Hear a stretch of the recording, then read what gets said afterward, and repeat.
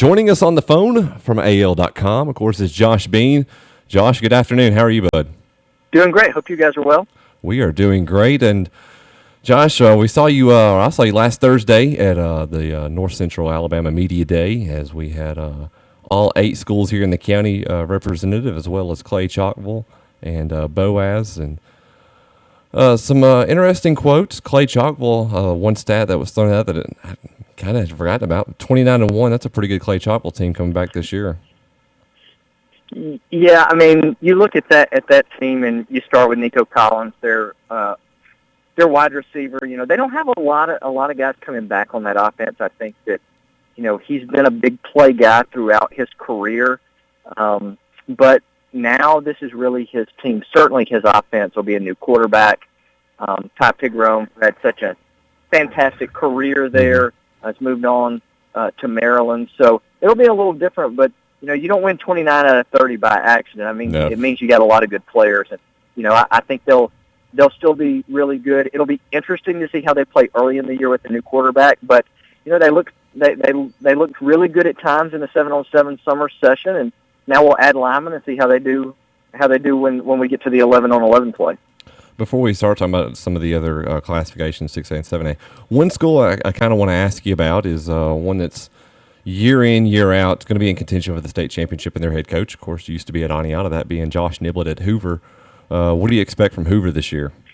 I got to see them in 7-on-7, and I think they're going to be really good again. You know, I joked with him this summer a little bit that, you know, lots of schools, you get to the semifinals, and people want to throw you a parade. At Hoover, they made it to the semifinals, and people act like the sky is falling. So that's the reality of coaching there. That those are the expectations that you have. But you know, they played for the championship 14 out of the last 16 years. So you know, that's why the expectations are so high. That's another team with a new quarterback. But I think defensively they're going to be really, really good. They're fast. They're aggressive.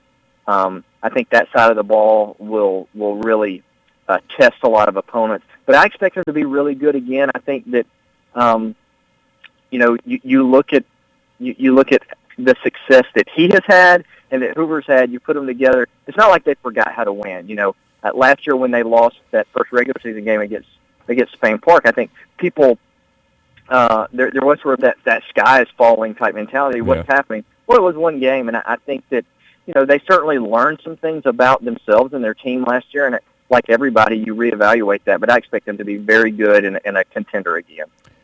Got Josh Bean with us from AL.com on the Main Street Family Urgent Care Hotline. Josh, talking about Hoover, teams like Spain Park, some of these big 7A schools in the state, and how amazing is it to look at a program like Hoover and what they've done over the past, you know, decade or longer, and just see the type of program they've built there. I mean, some people would look at Hoover like they're a small college, not just a high school in the state. I mean, how amazing is it what Josh Niblett and even going back to Rush Probst have done there in creating that program?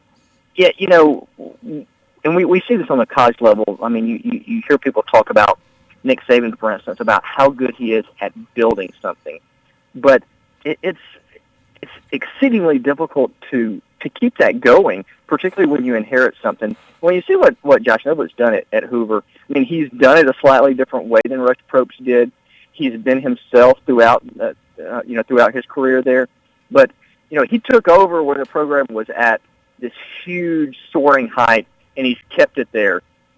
I think that's really amazing. The infrastructure is there. You know, football is exceedingly important in Hoover. I think we all know that, and so they put a lot of resources into it, and it shows. And you know, I think for years and years, on the other side of Hoover at Spain Park, you know, they got caught up into comparing themselves to Hoover, and that Hoover game sort of became the end-all, be-all of their season. You know, Sean Rainey's their coach. He's in his third year now. They played for the championship last year. You know, he coached at Hoover before he was at Spain Park. I think they've changed that a little bit. You know, yeah, they want to beat Hoover. Of course they do. That's their crosstown rival. But that's not the only thing they want to accomplish. Last year they got in the championship game, and Sean Rainey said this summer, look, I don't think we accomplished anything because we didn't win the whole thing. I love this quote where he said they don't give out rings for being the runner-up. So I think they feel like they have a little bit of unfinished business. there's only 32 teams in 7A. I think all of them probably get to this point in the season and think, hey, we got a chance to win the whole thing. Right. But both of those schools in Hoover should be contenders.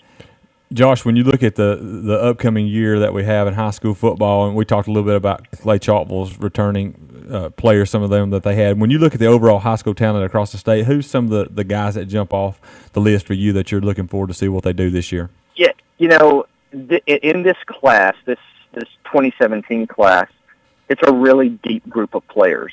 And for a state our size, we produce a lot of players. We know that. But, last year, I think the top three guys, they were clearly separated from the rest of them. But, I don't think there's a huge gulf. I think that there's probably 30 players, maybe 35 seniors this year who all are truly big-time guys. And, they could, any of them could end up in the NFL. Guy number 3 and guy number 27, I think, have a very similar chance to eventually become a professional football player. One of the guys I really love is Justin Thomas at Spanish Fort. Mm-hmm. And, I'm much higher on him than certainly most of the national services are. But, he's a 6'5", 260-pound defensive end. And, last year in the 5A championship game against ClayChalkville, he was virtually unblockable. So I'm really excited to see what they do. I think they're going to move him around a little bit. They might even stand him up some. So I think that he's a guy that will be really, really interesting. We don't have a Jameis Winston-style quarterback at least not in the senior class this year. But, Dalton Hyatt, who will be at Etowah this year, he's a guy who has committed to Arkansas. Jacob Bree, the quarterback at Brantley, he is committed to Vanderbilt. Both of those are really good players. Jacob Bree is a 6'5" quarterback in 1A. So, Brantley always, it seems like, is a contender in 1A, but they might do it a little bit differently this year, throwing around a little more with Jacob Bree. Those are three guys that I really, really like. Henry Ruggs is a guy at Lee Montgomery who burst onto the scene last year as the season went along. I think he scored 11 touchdowns as a receiver.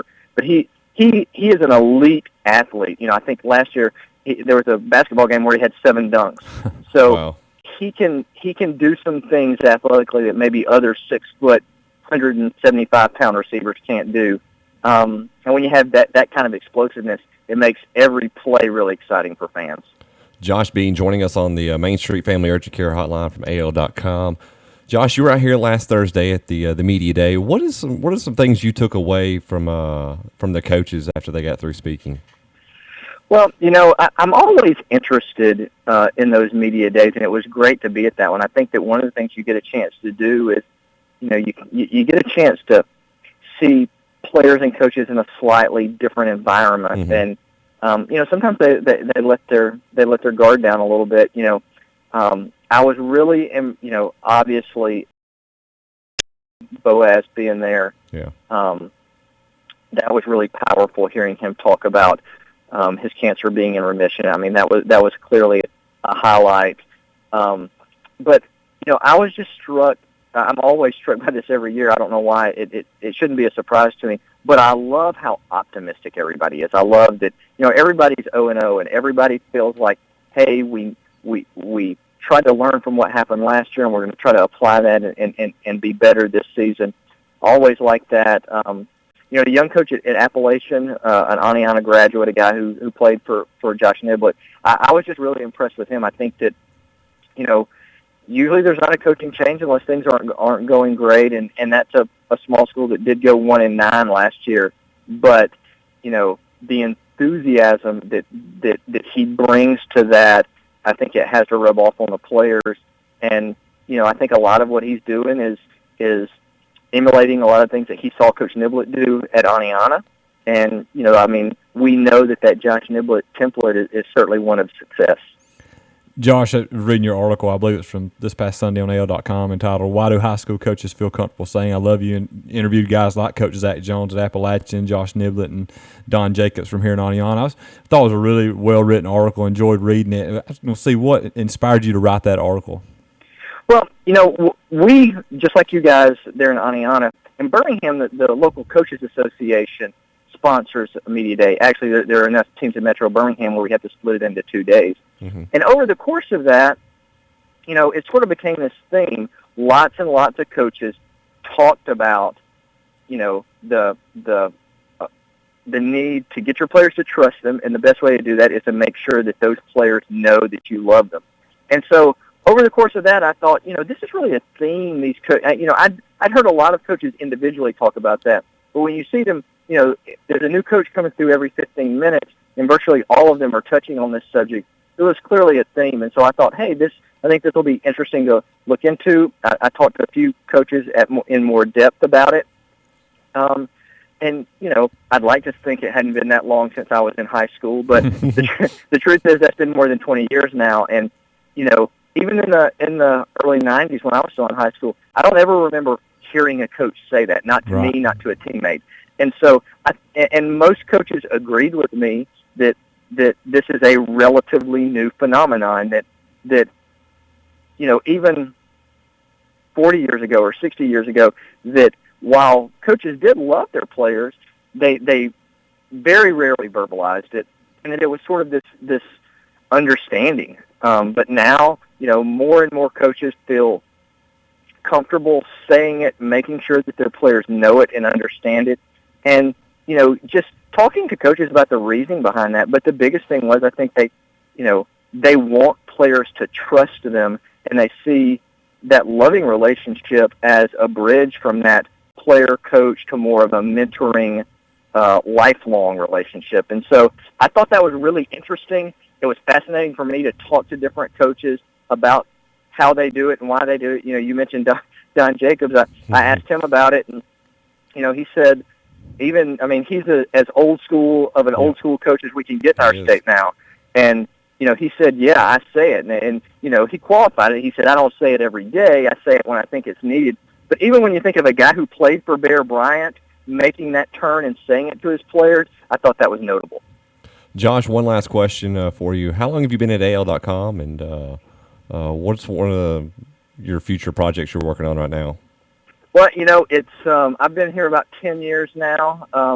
Before that, I worked in several other places around the state, including almost 5 years in Florence. And so, but I've been covering high school sports. That's been my main job since 2008 now. So I guess this will be season 8 of that with our company. And, for us, we're all, at this time of year, and I'm sure it's just like you guys, you're sort of all in with football. So, over these next couple of weeks, we will have, a lot of preseason coverage, and then, it's really not long at all before we get real games. So, one of the things that we do on Friday nights throughout the season is, we call it Football High Live, but it's essentially a live update trying to give people a flavor of what's happening statewide with score updates and player updates and stuff like that. So, that's been really helpful. One of the real utilities with that is for people who go to a game, I know in my career, countless times you go to a game and somebody says, hey,